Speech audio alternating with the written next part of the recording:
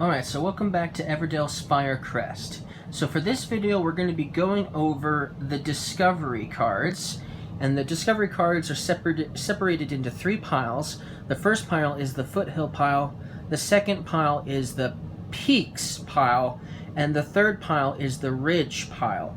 Now, there are big, huge critters that go with some of these cards in these piles, but they only go with the first two piles, and there's no big critters in the ridge pile. So for this video, we're going to be going over all of the big critters that you might end up getting to play with in this game. And in the first pile, which is the foothill pile, that pile has only two big critters, with the rest of the big critters being in the peaks pile.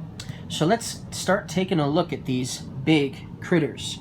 So first we have this huge big critter, and I've already got a worker and a saddle on it, and his name is Truffle. So that's our first big critter. So this big critter, his name is Truffle. So if this is one of the cards you get to play with, this is what you'll get to do. Truffle may be placed on a green production card in your city, or in your opponent's city. So if your opponent has a green production card in their city, you can place Truffle / the worker that's sitting on Truffle onto that green production card in their city to activate it for yourself, and then you'll gain one resource of your choice and draw one card. Now, this is something I'm going to say right off the bat.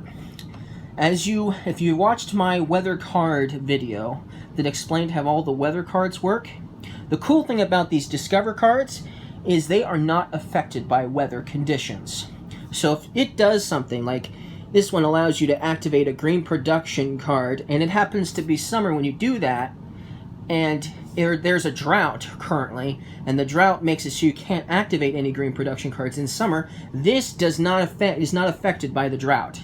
And so therefore you can still activate the green production card in your opponent's city even if there's a drought, because this is not nullified by the weather conditions. None of these cards, Discover cards, are affected by the weather in the same way like the other locations are. So that's what's really cool about this. So this is sort of like, oh yes, we want to get this for sure, because obviously it's a cool ability. So depending on what that green production card is, it could give you a bunch of resources or cards, and then you'll also get one resource of your choice, and you'll also get to draw a card as well. So that's a pretty useful ability. So if you can get Truffle to help you out, that'll be awesome for sure. And so what you would do is you would place, obviously, the saddle on the big critter if you want to, and also place a worker on it as well. If you can't get the saddle on there, you can't get the worker on the saddle, and you're having difficulty, what you could do instead is just place the big critter in the game and just remove one of your workers in the process, so that way you can pretend that that worker is actually on the big critter, because you do not want to think that this is an extra critter that you're going to get plus all your other workers. That's not the case. You're going to technically be utilizing your workers with these big critters. So that's something to note. So that's it for that one. Let's move on to the next one. The next one, his name is Stubblehoof. And here is Stubblehoof. Obviously a moose, right? Definitely a moose. Big critter for sure. And so that's him. So what does he do? Well, at the start of Prepare for Season, you may choose to leave Stubblehoof where he is and activate that location. Also draw one card and gain one resource of your choice. So this is really cool. When you get this card, it's going to be during your preparation of spring. And so it doesn't do anything right away. But you're going to put your saddle on here. You're going to put your corresponding worker on here as well, one of them anyways. And then you're going to play Stubblehoof just like you would any other worker. But remember, to place him on a spot you wouldn't mind activating a second time. So basically, you could put him, oh, I don't know, let's just say for point of reference, you could put Stubblehoof over here on the pebble. Okay, let's just say that's the best option at this moment. You place him on the pebble, you get a pebble like you would normally with a normal worker, and then when you prepare for summer, you're going to get to activate that location again. And not only that, you'll also get one card, and you'll also get to gain an additional resource as well. So that is really cool. Now, before I continue on, I just want to make sure I do a clarification on Stubblehoof. So hold on a moment. Just want to make sure I have all my facts straight. So when you choose Prepare for Season, you may choose to not bring back Stubblehoof and activate the location where Stubblehoof is, and also draw one card and gain one of any resource. So that means that if you decide to do the Stubblehoof's ability, the spot you choose for the worker slash Stubblehoof, he's going to stay there, meaning you won't get him back for the next season, and instead he will stay there activating that spot again, also giving you an additional resource of your choice in a card. So you're not going to get him back until you prepare for the next season, unless of course you want to keep him there when you're preparing for autumn. Then you could do this ability again to reactivate it and get a card and get a resource. Now that's also very strategic. If it's a location that prevents other players from going there because it only allows one player to be there, that's a very strategic strategy to keep that location all to yourself. And so if you're playing with 3 players and it's a forest location, then it'll just make it harder for the other players that you're going against to obviously beat you, because now they don't have access to a spot that only you now have access to, because you get to keep Stubblehoof there. So if you think about it that way, it's not such a bad deal to utilize Stubblehoof's ability, because if you don't utilize this ability, then there's no point in getting Stubblehoof, because all you're getting it for is just the look of the big critter, and there's no real ability that you're going to get unless you utilize this at least once, prepare for the next season by leaving him there and getting to activate it again.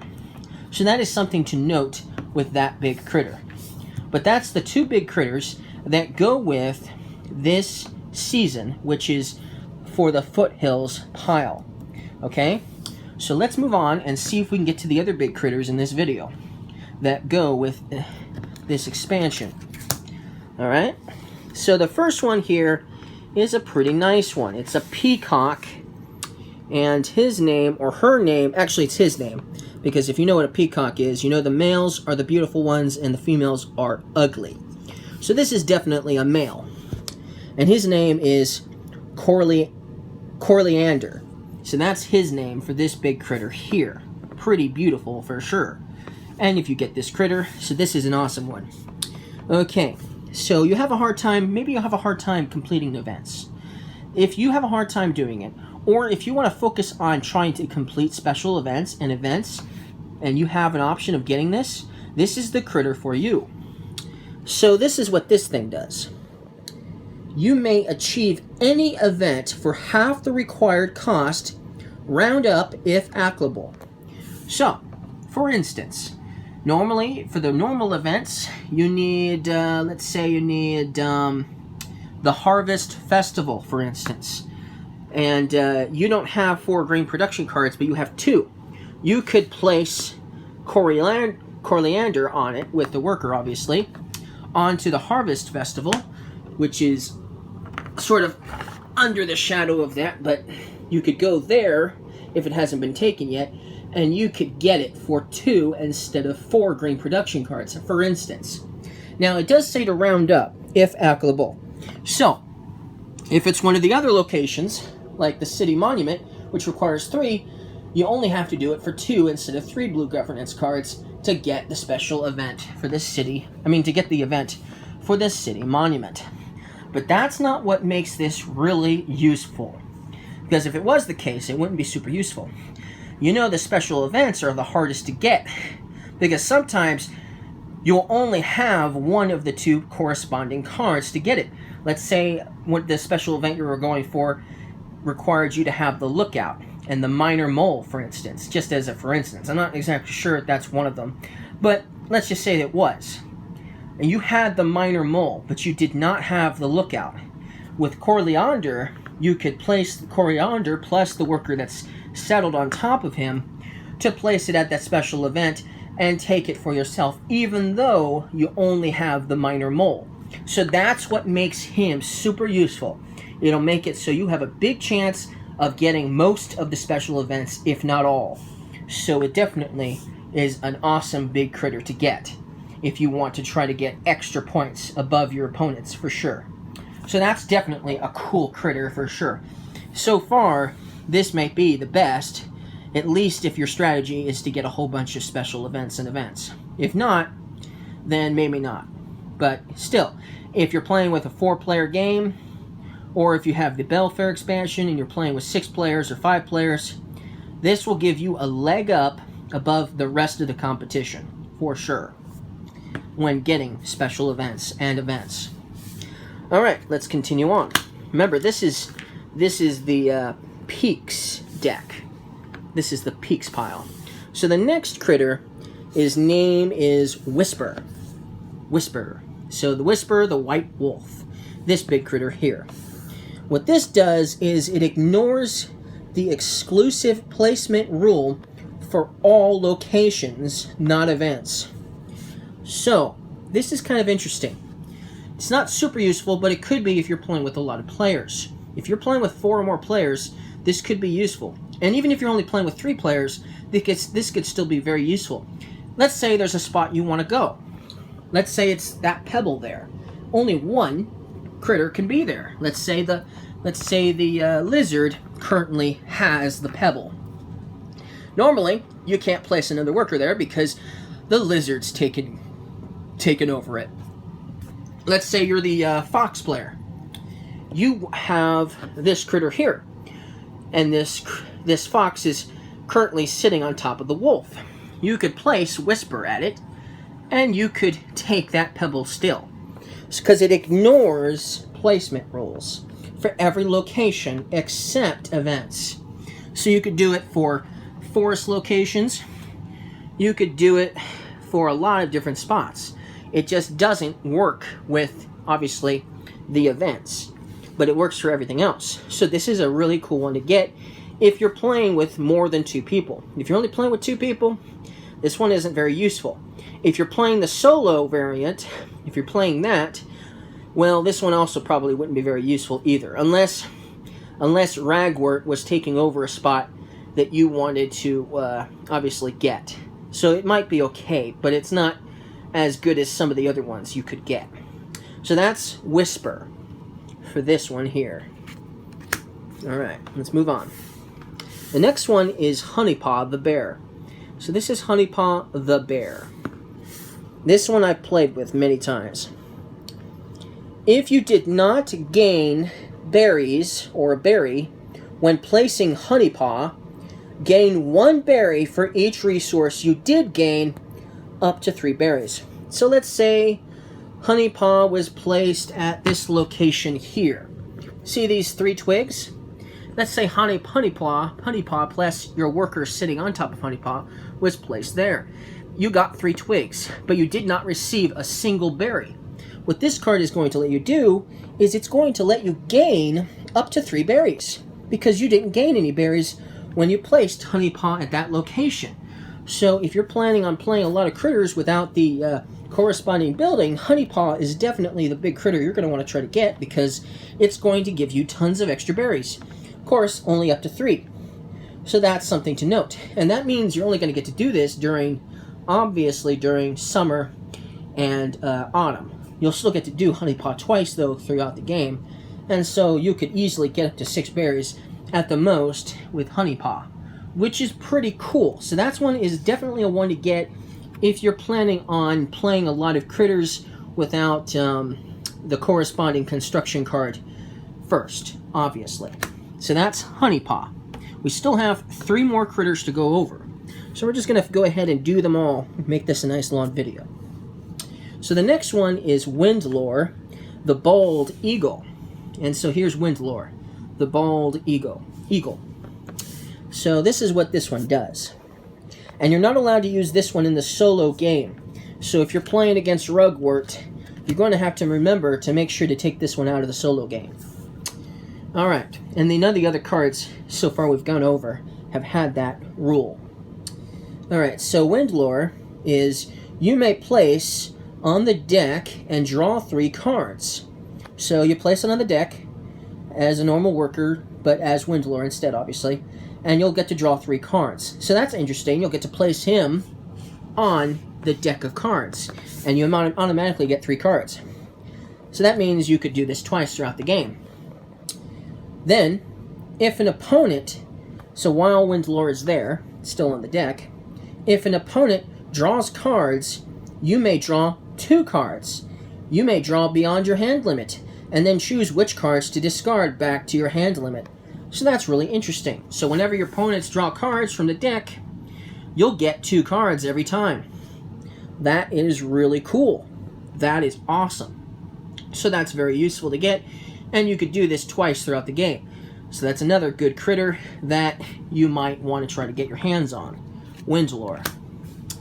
The next one is FireB, the vulture. FireB, the vulture. This red one here. Alright? What this one does, and it's another one of those solo variant games don't work with this. So if you're playing against Rugwort, you can't play with FireB. So remember to take the card out if you're playing against Rugwort. So what this one does is you may place on the discard pile and draw 3 cards. So this is like the eagle, except instead of the deck, you're placing this vulture in the discard pile, which is sort of a poetic thing. Because, you know, vultures, they tend to eat dead things. And so the discard pile is basically this version of like a trash pile, or a sort of a pile that only vultures would be interested in normally, right? And so that's kind of interesting. And sometimes there are cards in the discard pile that might not have been useful to the other player, but maybe they're useful to you. And so that could be useful. So anyways, you'll get 3 cards immediately from the discard pile, obviously the top. Then, while FireB is on the discard pile, anytime an opponent discards cards, you may look at all the discarded cards and draw any into your hand. So this one's even more useful because now, when they discard cards to this discard pile here, which would normally be like here, for instance, then you're going to get to look at every single card they're discarding because he happens to be lying in wait for the next prey item, for instance, and you're going to get to look at them and decide which ones you want to put into your hand instead of them discarding it. It doesn't affect their discarding, so they still get to do whatever they're going to do for discarding the card, but now it gives you an option to take what they're discarding, so that's really cool. And if you want, that is. You don't always have to do it. But if they have something you might want, this is definitely very useful. And so that is FireB, and that just leaves one more big critter for this video, and one more big critter for the game.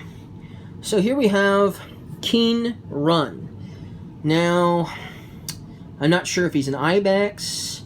I'm not sure if he's a yak. Well, I don't think he's a yak, but I think he might be a bighorn sheep. No, sorry, he's not a bighorn sheep. There's no way. I want to say he's some sort of ibex, because I know they live in the mountains. I'm not sure exactly what he is, but I think it's an ibex or something similar. Anyways, so Keenrun. What you can do with Keenrun is you may place on a purple prosperity card in your city to gain a number of resources of your choice equal to that card's base point value. So if you have a purple prosperity card already in your city, and you get this guy, and then while you're playing for summer, and you place him there, and let's say the purple prosperity card is worth, 3 victory points, you're going to get 3 resources of your choice. But even better, let's say you have the Evertree in your city, and you place Keenrun on the Evertree. The Evertree is worth 5 victory points at the end of the game, so you're going to get 5 resources of your choice. Isn't that powerful? So obviously, if you choose Keenrun, and you happen to have the Evertree in your hand, you may want to plan on playing the Evertree, because you could almost easily get back all of the resources, almost all of them, back for the amount of cost that you spent on the Evertree to build in the first place. So, and you're going to get 5 points for the Evertree, so that's really powerful. Plus, maybe more, obviously, because the Evertree gives you other points as well. So this is definitely one to get if you have the Evertree for sure, or some other really good purple prosperity card. But if you have none in your city, and you're not planning on playing anytime soon any purple prosperity cards, you may want to forego getting Keenrun. And so that is all of the big critters for the Spirecrest expansion. So we will go over the rest of the cards in the next video.